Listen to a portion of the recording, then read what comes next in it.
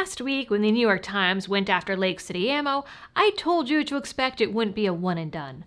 Time and time again, some major media outlet claims to have discovered some new facet in the underbelly of gun culture or the gun market, and then politicians come out of the woodwork railing against the current thing and claiming that that is the linchpin in stopping gun violence forever. Etc., ad nauseum.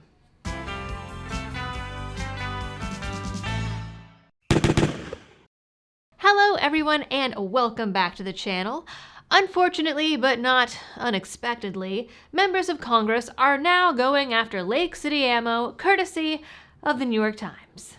The congressmen who are now also attacking Lake City Ammo are featured in a New Times piece that carries the same title as the last one, except Ben Dooley, who typically covers the Japanese economy, tacked "faces new scrutiny" on at the end. Lake City Ammo is a government ammo plant run by a contractor. They produce the bulk of the military's ammo, but also are one of the world's largest suppliers of commercial rounds for the AR platform. Keeping the plant running means keeping the equipment in working condition, keeping the lights on, getting a discount, etc. It is ultimately cheaper for the government to keep the plant open than to close it and try to get it going every time they need some ammo. But the Times, and now the congressmen who've latched onto this story as a way to secure some votes, say that Lake City Ammo is contributing to gun violence by flooding the market with ammo that gun owners and would-be shooters otherwise wouldn't have access to. Without Lake City Ammo, they say, criminals wouldn't have the ammo to commit violence. I'm about to read you some of the letter congressmen have sent to the Department of the Army, but before I do, here is your reminder that Blackout Coffee's Black Friday sale is on. You can help support the channel, your favorite gun rights groups, and get 25% off your order of great coffee, tea, or hot chocolate using code BLACKFRIDAY25 at blackoutcoffee.com/LibertyDoll. I just got a new box in today myself, and it is some great stuff, so head on over before the sale ends. After the Times article, several members of Congress have started demanding information from the Department of the Army and calling for an investigation into their private contracts. The newest Times piece says the same and gloats about being the inspiration for this new attempt at gun control. Their goal is to have Congress oversee the Lake City contracts and then force the government to change those contracts to forbid the production of commercial ammo. The centerpiece of the New Times report is a letter sent by Robert Garcia, a congressman from California, to the Department of the Army. The letter and his press release came out the same day as the New Times article, making it a very carefully crafted and double-sided attack. He wrote, "I write to express my deep concern regarding the Department of the Army's role in the manufacturing of commercial ammunition that has been used in some of the United States' deadliest mass shootings. Recent reporting by the New York Times, ding ding ding, and Bloomberg has indicated that ammunition produced at the Lake City Army ammunition plant has circulated widely in the civilian market. While these sales are lawful, keyword there being lawful, reports indicate that ammunitions produced at the plant have played a role in major crimes and significant mass shootings around the country. Yes, and Ford and Budweiser contribute to drunk driving.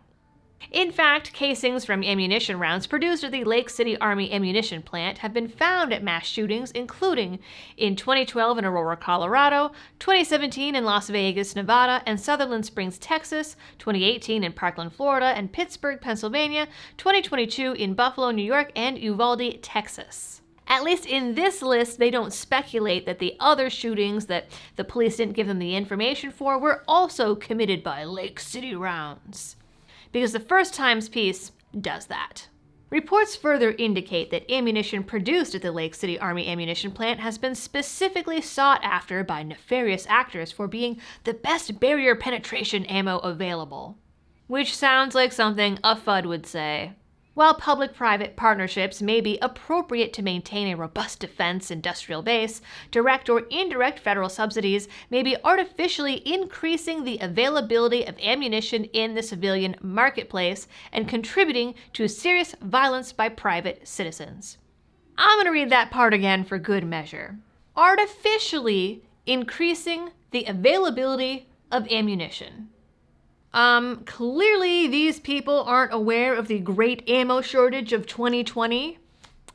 That's still happening.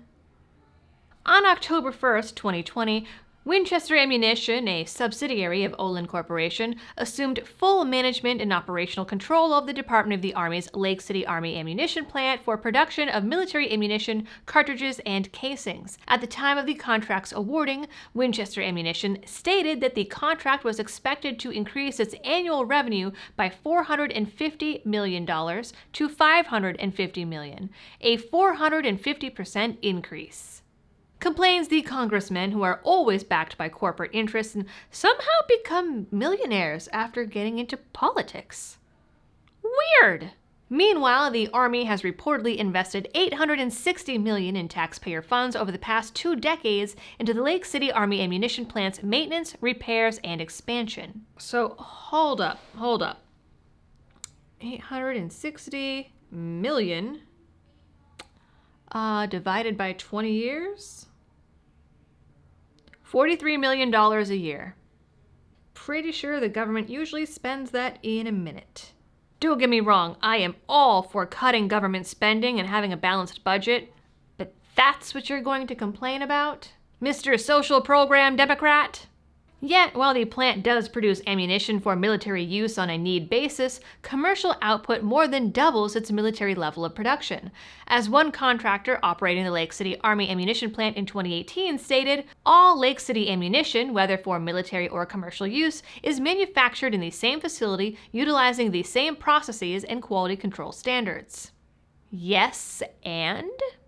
This raises serious questions about the role the Department of the Army has played in subsidizing the firearms industry and the level of oversight the department has exercised in supporting the plant's operation. So see, this is not just about ammo, this is about the firearms industry as a whole. AKA, they think that this non-existent gun lobby is being funded by the Army. And there's nothing they hate more than a gun lobby. TM. Many of his claims and quotes come directly from the Times article published last week, which got most of their information from corporate-funded gun control groups. He then demanded copies of the Lake City contracts, a breakdown of all the money spent on repairs and upkeep at the plant, all reports and information on commercial production and sales for the last 10 years, any other ammo contracts the government might have, and a cost-benefit report justifying the government's need for, quote, an affordable and reliable ammunition supply, as opposed to an unreliable, expensive one? The Times, Betty McCollum of Minnesota, and Elizabeth Warren have also all signed on, saying Lake City Ammo needs to have public accountability for, quote, making military-grade ammo to sell to civilians.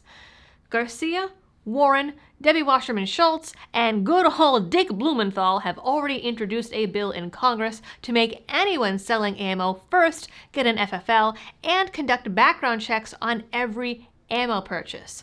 It would also put limits on buying bulk ammo. This so-called investigation that claims most of the mass shootings since 2012 have been fueled by Lake City is just more ammo in their quest for more gun control. No pun intended, because this is serious business. The Lake City plant has been run by contractors since 1940. First it was Remington, and then Olin took over in the 80s, and then again in 2020. They've been making commercial ammo there since 2011, so none of this is new. It also hasn't been kept a secret, but for some reason the gun controllers have suddenly decided that it's low-hanging fruit. Garcia has requested that the Army provide all the information by December 17th so Congress can investigate the plant's and military's contribution to violent crime. And whatever comes of that will be a fun Christmas miracle. That's it for this one, guys. I told you to expect more from that article, and unfortunately, I was right. With the White House and DoD saying they have no plans to close the plant, I don't think this will get very far, but gun controllers are nothing if they're not persistent. I'll keep you guys informed with any updates, and as always, thanks for tuning in, guys, and happy shooting.